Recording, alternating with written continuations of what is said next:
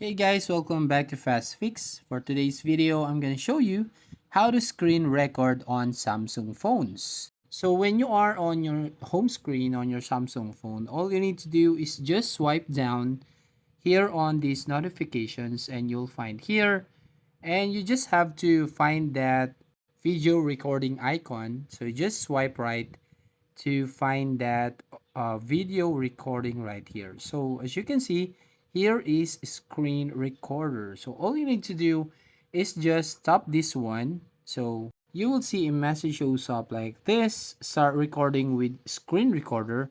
And you can actually choose right here sound settings, if no sound, media sounds, or media sounds and mic. So you just choose this one and start recording. So once you start recording, you will find this icon at the top right of your screen, indicating that your screen recording has started. So that's it. If you find this helpful, don't forget to like and subscribe to this channel and hit the notification bell to notify you on the next video.